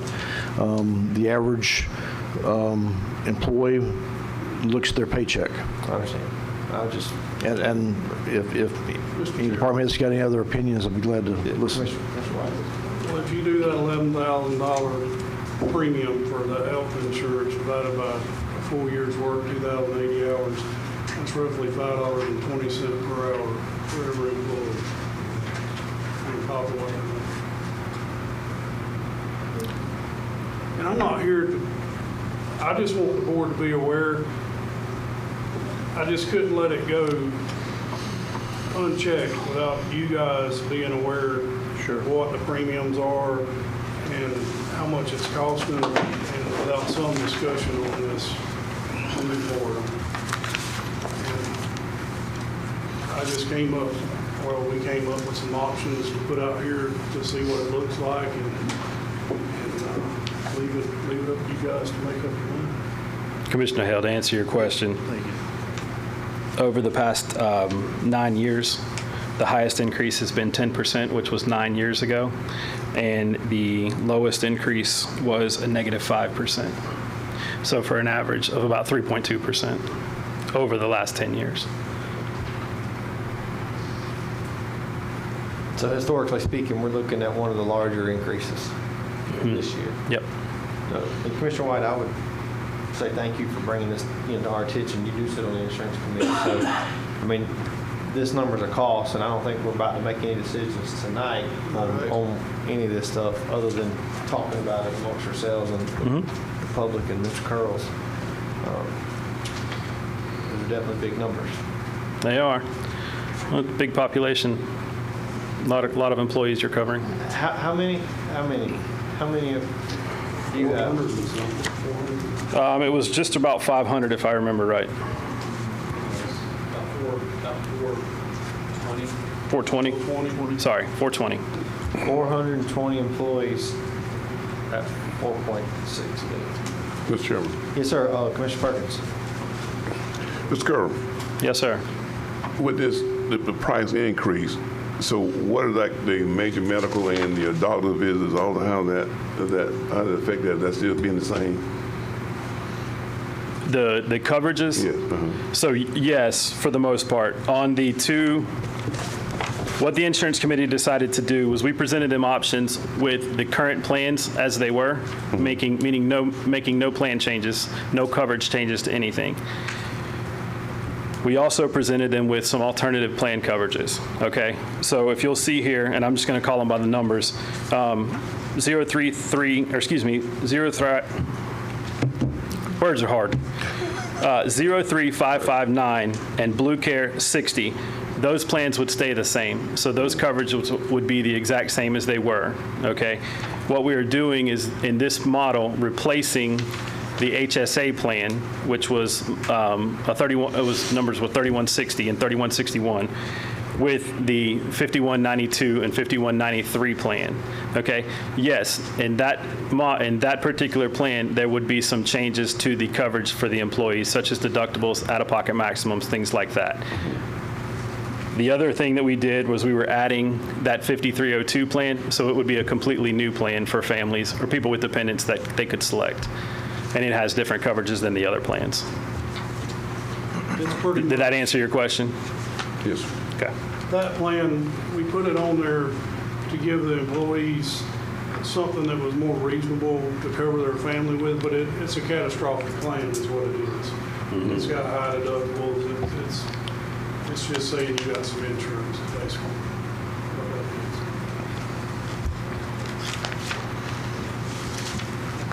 Any other questions for Mr. Curl? Not at the moment, but Yeah. Did we get it? We covered what we discussed about getting covered. So with all the numbers. So Commissioner White, in the meantime, between now and I'm assuming, what's the timeline on when the decision has to be made? We need to make the decision probably within the next 30 days. I was going to say months, so next 30 days. My thought was to give all the board members the information and then put it on for either the next or the following meeting to discuss and vote on for what we want to do. I got you. Your renewal is 10/1, so we need to have time to back in for open enrollment and then getting everything prepared up to that. So. So,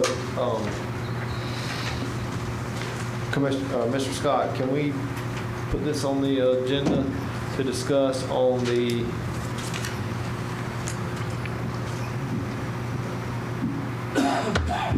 First or 15th?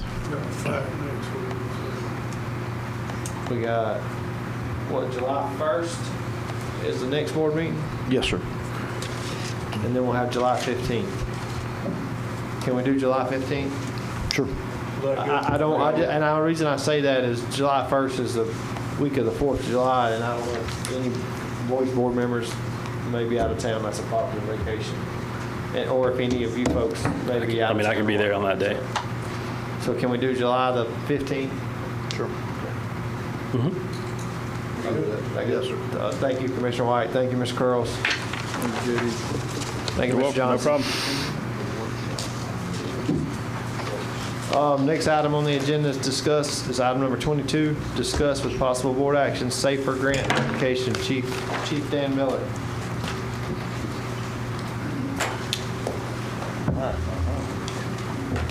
You're supposed to already have that set up. We tested it. It worked. We'll see. I just need that. Yep, because the other one doesn't work. So hopefully this one will work.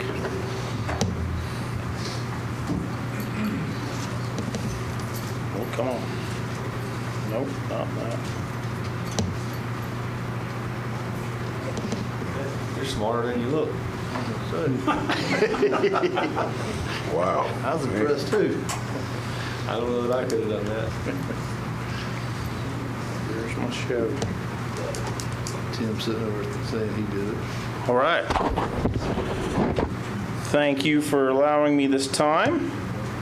I also have numbers to go over, but nothing as confusing as what we just watched. So take this little opportunity here to give you kind of a year in review of what Suwannee County Fire Rescue has done over this past year.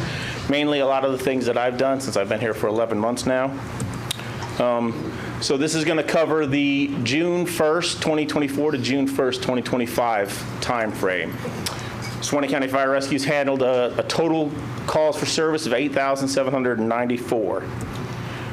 That break is broken down into 482 fire calls, over 7,000 vehicle accidents, EMS calls, and other rescue calls, 470 or so good intent calls, almost 200 false alarms, and some others. And when you do the math over a year time frame, that indicates that a Suwannee County Fire Rescue unit is responding to an EMS or rescue call every 70 minutes.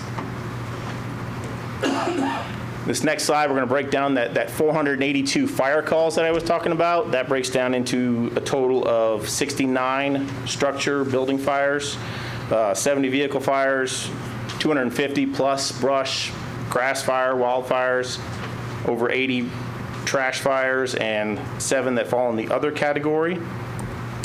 Doing that same math over the 365 days, that means the Suwannee County Fire Rescue fire truck is responding to a fire of some kind in Suwannee County every 18 hours.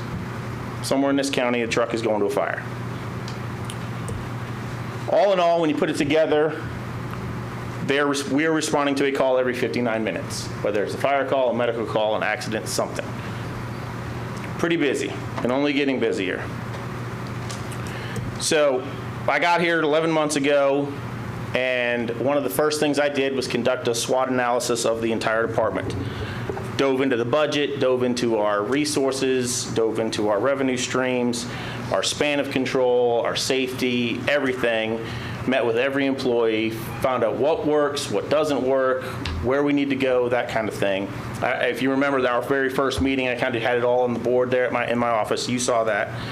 So what that came out to was let us do pretty much a complete reorganization of the entire department. Allowed us to promote some more officers, redistribute firefighters to stations, reallocate resources at different fire stations, gave us better accountability, better span of control, a little bit more accountability over the large amount of taxpayer dollars that we're responsible for maintaining. Through this reorganization, it allowed us to increase the firefighters at the Wellborn Station and the Beachville Station from 2 to 4, so we were able to double the firefighters at those stations. We upgraded our service delivery by adding 3 advanced life support fire engines, and we received our new 105-foot ladder truck, which is for the Dowling Park area once we get that truck outfitted and in service. So we got a couple pictures of some of the new trucks we got this year. That top one, 750-gallon E1 Typhoon pumper. We got that on 100% paid for, $800,000 through appropriations. And that ladder truck we just received a few weeks ago was with the $1.9 million appropriation we got last year. And this one costs $1.3 million, so we have a big chunk of extra that we ordered a second truck with. So we should have a new truck for the McAlpin area, hopefully this time next year, with the leftover money, appropriation money that we had from that ladder truck. I talked about ALS engines. A lot of times people don't understand what ALS engine is. Basically what that is it is a fire engine with paramedics on it, and everything that an ambulance carries, drugs, heart monitors, everything, can do everything an ambulance can do except take you to the hospital. With our reorganization, we doubled up stations. So some stations just had an ambulance. They didn't have an engine. Now they have an ALS engine and an ambulance. If that ambulance is gone, it takes a while to get to the hospital and back. That ALS engine stays in that area for that second call, that third call, maintaining, and then by being ALS, the paramedics can get there, stabilize you, and wait for another ambulance, which is going to be coming from one of the other stations. So, a big thing also that happened this year was the new Station 6. Shortly after I got here, you guys said, hey, you got to spend this money before June. We need a station. So we went back and forth. We purchased the church north of town. Here's some of the pictures of what it looks like now. The apparatus bay is done. I'll be putting in for the final resubmission for that grant money this week. So some more on the Station 6 is when it is open through a little GIS plug, through GIS, a little map here on what Station 6 will cover. Station 6 is going to be responsible for 75 square miles of Suwannee County. Within that area, they're going to be charged with protecting over 2,000 structures. That's residential homes, businesses, sheds, any kind of structure. 148 road miles within Suwannee County.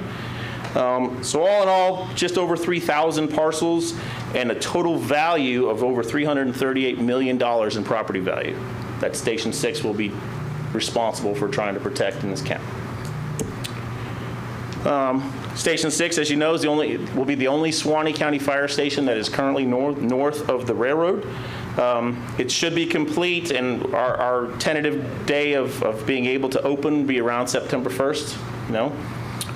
Currently, we don't have any staffing, though, for that station. We're going to need 12 new positions to open it. The Station 4 Dowling Park Station.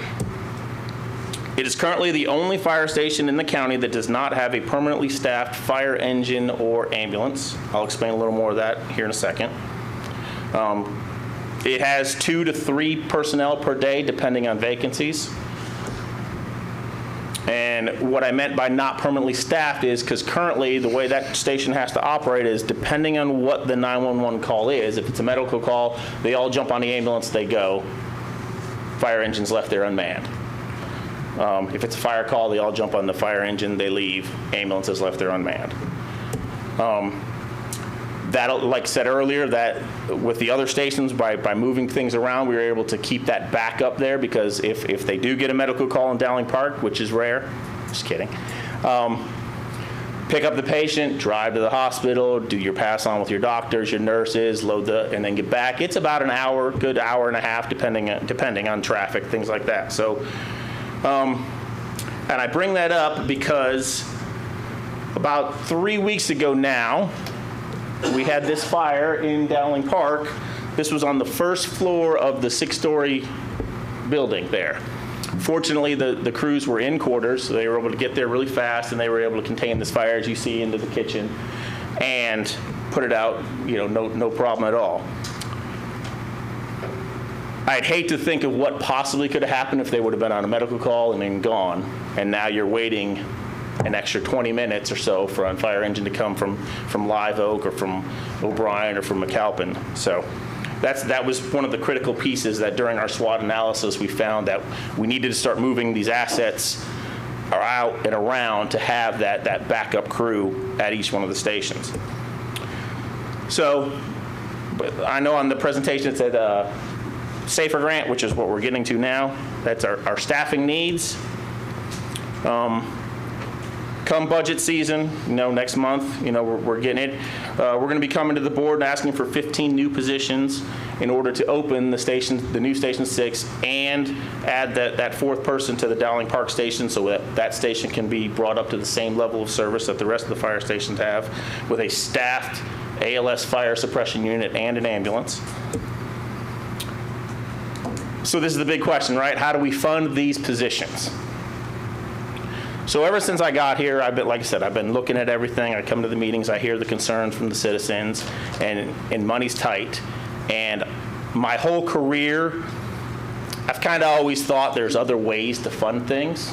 So some of the projects you've seen I brought to the board, I don't believe we need to fund, the citizens should have to fund it. It shouldn't be a tax, it shouldn't be an assessment, all 100%. We need to figure out a better way to funding this stuff. So this next slide, this is all my numbers. In that far left column, you'll see our current fire assessment rate, $120 a house, the $23 for vacant property. We charge the non-residential rate of 12 cents per square. You see our total units assessed, our total square foot, and it gives us our number. That second column there that says all assessment. If we were to try to fund all 15 of these positions, I would be here asking you for a $67 increase in the fire assessment. That would make it from $120 to $187 because it's going to take $1.3 million to fund the 15 positions.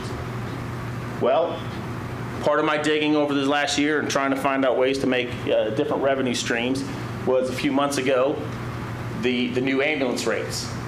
I found out that, hey, we haven't raised ambulance rates or Medicare reimbursement rates since 2018.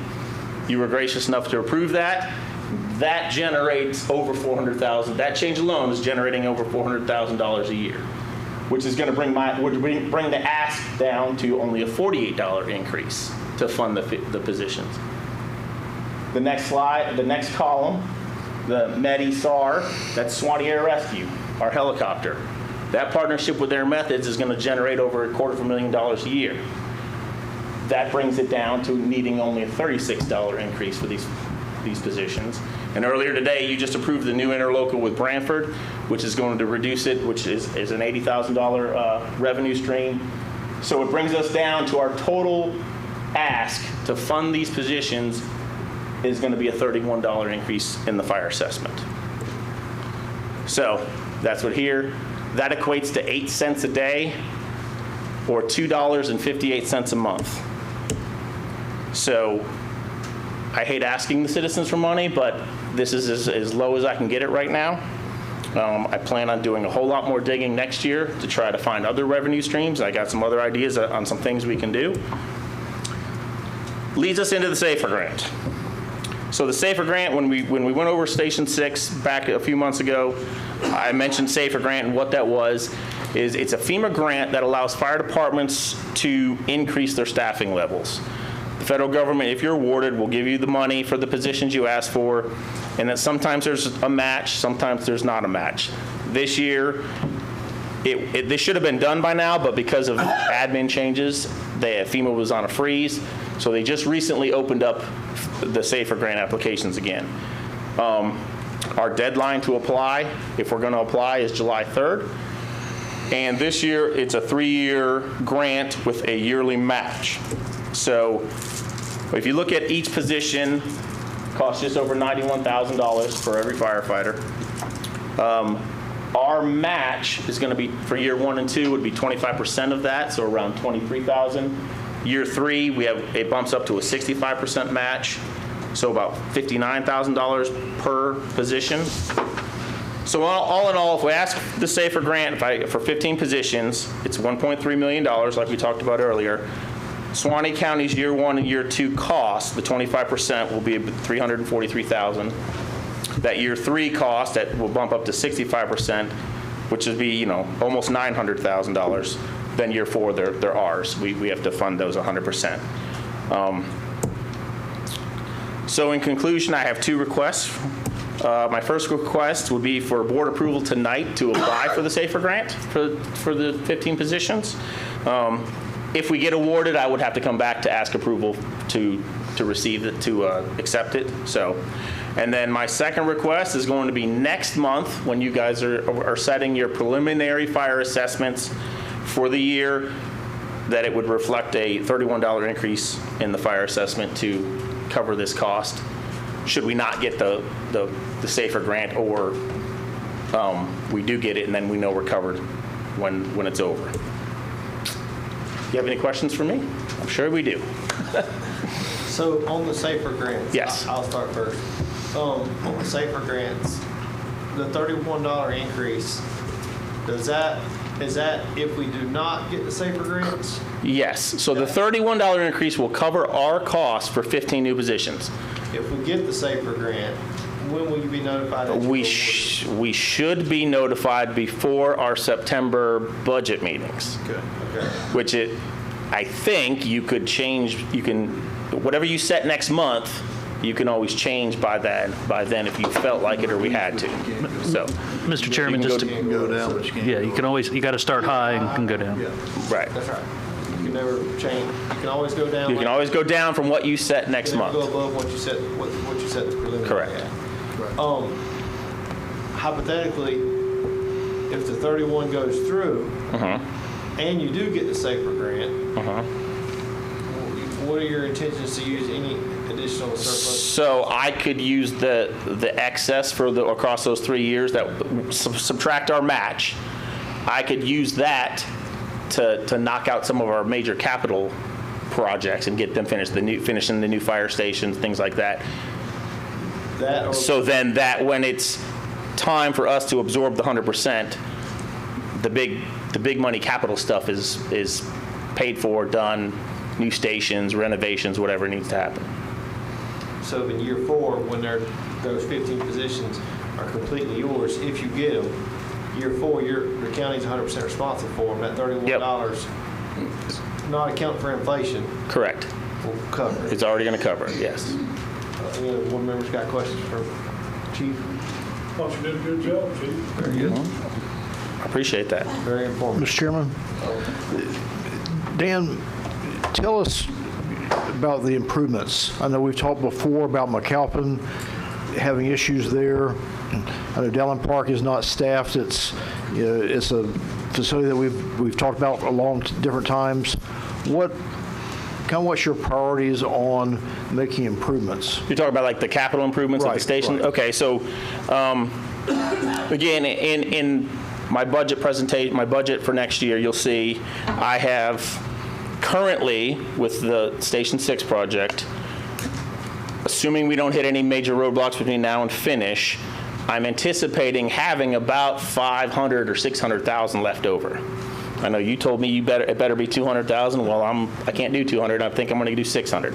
So if it goes that way, I'm going to divvy that up into some of these station improvements. So like the Dowling Park station, for example, we need to put an addition on to give more room and house that. So I got an earmarked piece for that.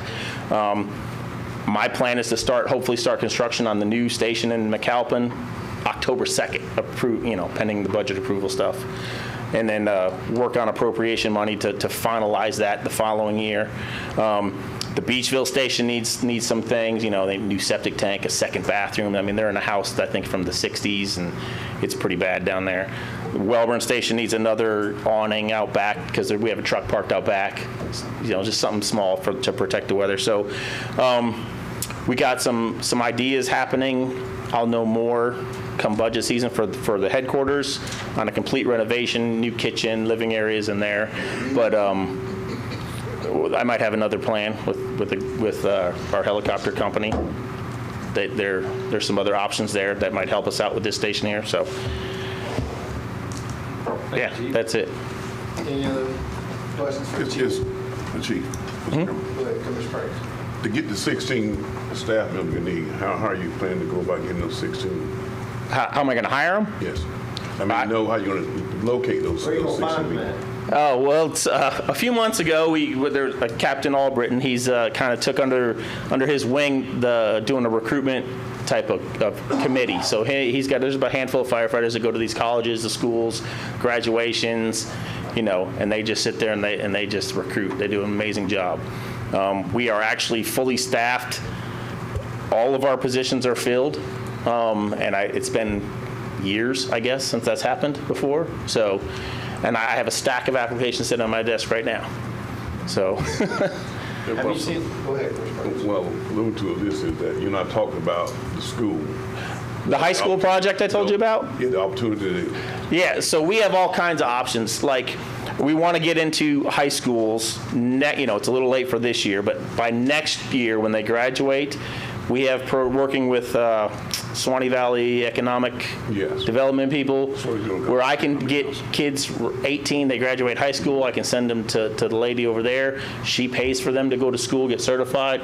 We hire them. She has through grant monies that she has. So we have a way of trying, and we're going to try to attract the local graduates. Hey, kind of like military. Come work for us. Come work for us. We get you right out of high school and get you certified, get you a career started, a retirement started, and get you in the door. So I don't think we'll have any problem filling the 15 positions should we get them. So. Anyone else? Nope. Thank you, Chief. No problem. Well, Mr. Chairman, I just want to commend you on thinking outside the box. I like that. Thank you. Well, and really explaining, like y'all said, just really breaking it down so we can understand it. So, and the public can too. Appreciate that. Yes, sir. I think looking at ways to save money, save the county money, on the taxpayers' money. I would say. Do my best. Yeah. Thank you, sir. Thank I you. want to apologize for what the chairman said when you plug that thing in, it worked. Next item on the agenda is item 23, additional agenda items. Do we have any additional agenda items? Yes, sir. None. Item number 24, administrator's comments. Well, yes. We've received a request from a company that would like to put a cell, I'm sorry. Hold on, she did you need us to approve for the grant? We need to make that. I'm sorry. Yeah, sorry. Pause. I'll make that motion. Motion by Commissioner Hale to approve the application of the Safer Grant. Second by Perkins, Commissioner Perkins. All in favor, aye. Aye. All opposed, same sign. Motion carries 5-0 for the application of the Safer Grant. Thank you, Madam Clerk. Mr. Scott, Administrator's comments.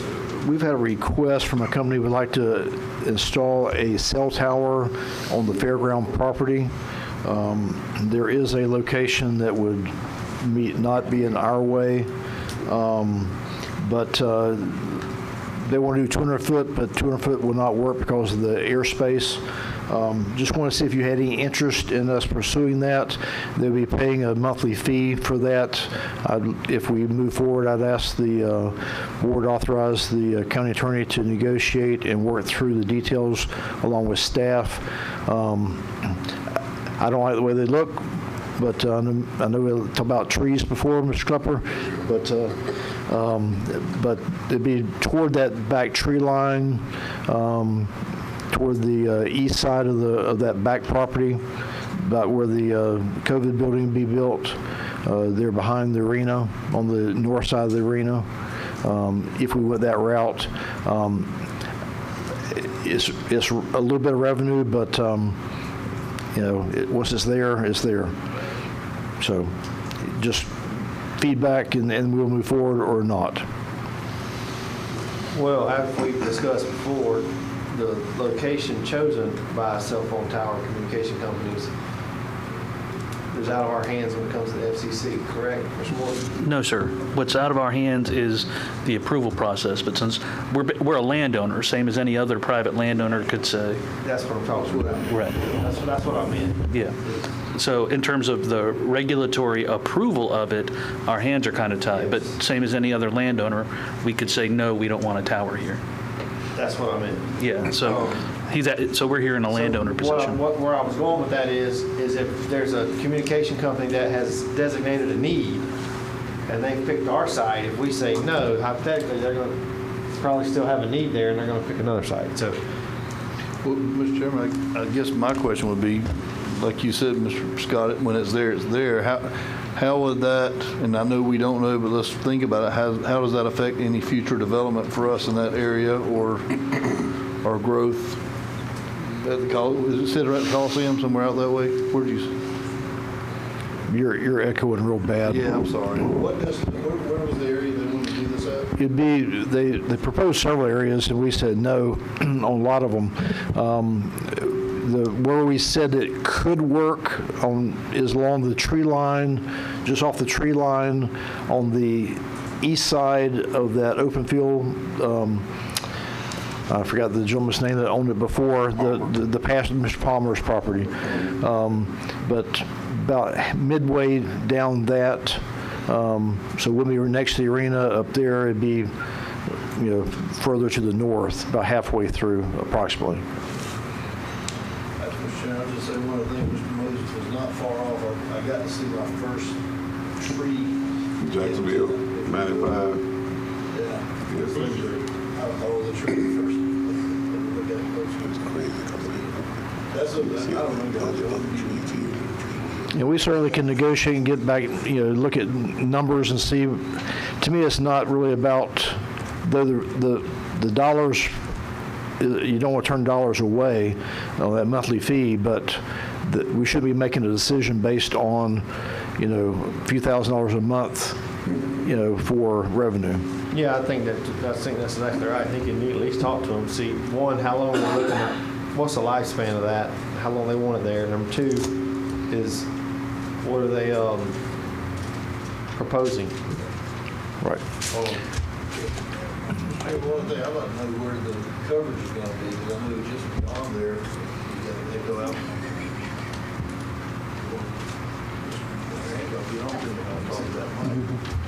Anyhow, I was just wondering if it was going like towards, say, the Foxborough area, so there is zero service out there.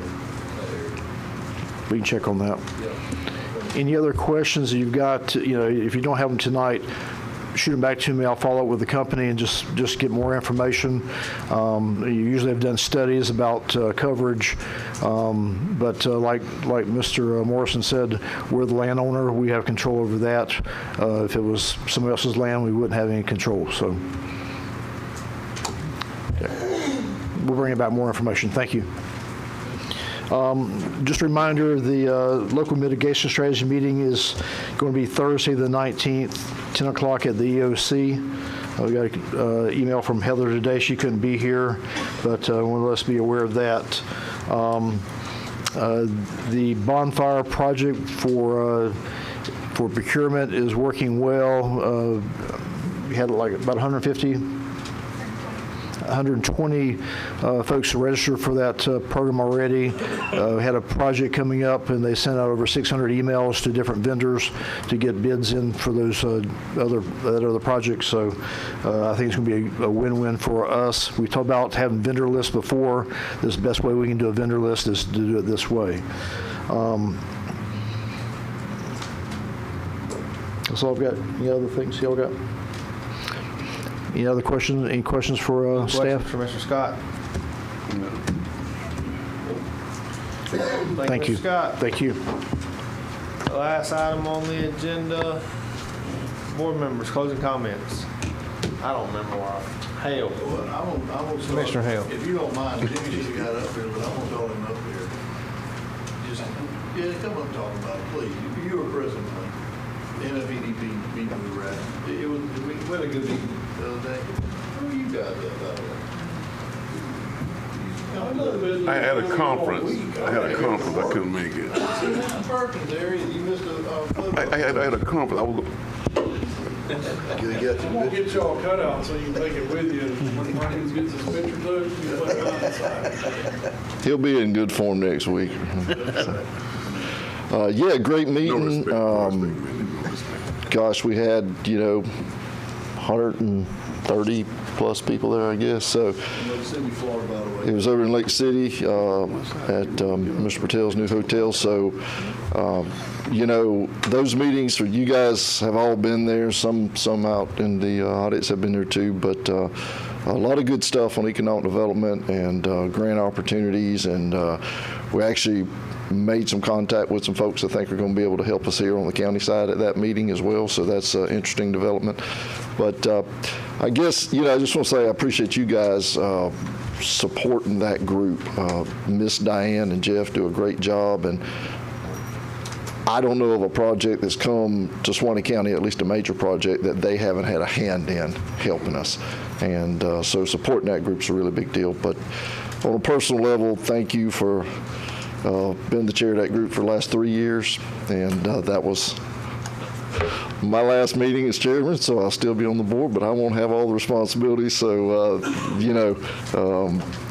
I'll be glad to kind of just be able to be there on the board and participate. But I do appreciate the support, and that group does too. So. And Carissa was there, and she did present the same award that she showed us here before. Very nice. Again, guys, we as a county, we as a board, we as an economic tourism office, we get recognized more often than others at those meetings, and that just says a lot for us. So, I appreciate all of you. 100%. Well, good job on your contribution to that board and what you have done with them, and I'm with you. November's coming, and this chair's going to be up for re-election, and I'm looking left and I'm looking right. 2 years sitting up here, you're right. It's like, hey, Mr. Chairman, hey, Mr. Chairman, hey, Mr. Chairman, hey, Mr. Chairman. No, what are the rest of these guys doing? Yeah, but it just comes with the title. I mean, the does. chairman has to sign papers, the chairman has to do this, so it just comes with the territory. So left and right. Yeah, it really does, and I appreciate you guys and your service, and of course Commissioner Hill's been on that board the whole entire time as well. So you may be looking for a chairman. Two. Thank you. Other than that, Mr. Chairman, I would just say thank you, guys. Appreciate everyone being here tonight. Thank you to our staff. I tell you, even in preparation for what I hope is not upcoming storm season for us. Our folks out there working hard and going ahead and making those decision and roadway clearing and things of that nature. I just appreciate it. Thank you, Commissioner Hale. Commissioner White. Just want y'all to remember July the 4th down in Brantford. Just love to see you all there. Love for you to come spend your money down there. Help them out. I went down and looked at a road paving project that Gene and them working on for me in my district, and very good job, Gene. It looked really good. Great progress, doing a good job. And thanks to all the other employees, and don't shoot me over this medical insurance. I'm just bringing it up because we need to see it. So that's all I got. Thank you, Commissioner White. Gene, when you coming to District 3? District 1. Anyway, I'm just kidding. Commissioner Perkins. Just great. Thank for everybody showing up today, and we do thank for all of our department heads, and doing a great job. Do make the calls and do show up. I had one today that one of the people had a limb fell down and they couldn't get out the yard, and so they took care of that with a simple call, and they were there. So we appreciate all our hard-working employees. Also with that, as Commissioner White said about July the 4th, also we'll be having Juneteenth this Saturday, I believe will be this Saturday at the Coliseum. Everybody's all welcome to be at the Juneteenth celebration at the Coliseum. And also I took out an ad for the Board of County Commissioners. So a half page, so I did take an ad out for the Board of County Commissioners of $50. So if you don't pay me back, that's okay. I took care of it. Pay you back. So it's okay. I took care of it. Hey, he got you that bacon and sausage. Mr. Baker did too. Mr. Baker got you some beans. Is the sheriff in here? We got the sheriff. I'm gonna lock them. You ain't got no help tonight, bro. $10 a piece to make up the 50, or the 50 a piece? No. Let's exchange money not on the record, okay? You can get called to jail. So I appreciate that. Just grateful, thankful for the day. Thank you, Commissioner Perkins. Commissioner Moffitt. Appreciate everybody for coming. Y'all have a safe ride to the house. There you go, man. Fine. Safe ride to the house. Yeah, that's it. Short, sweet for me, too. Thank y'all for coming. All of our employees do a great job. And like Commissioner White said, for the employees in the room and the employees that are going to watch this meeting, don't panic about the insurance. Just we got to talk about it. It's money. We owe it to the constituents to look at everything. But don't panic. So, anything else? Mr. Scott, hold on a second. I got you, Commissioner. Mr. Scott, you brought up the LMS meeting. I had that here to do, so thank you for that. That's at the EOC on the 19th at 10 o'clock. Anything else? If not, I got a motion by Commissioner Hale to adjourn. Second by Commissioner Perkins. All in favor, aye. Aye. All opposed, same sign. Motion carries 5-0.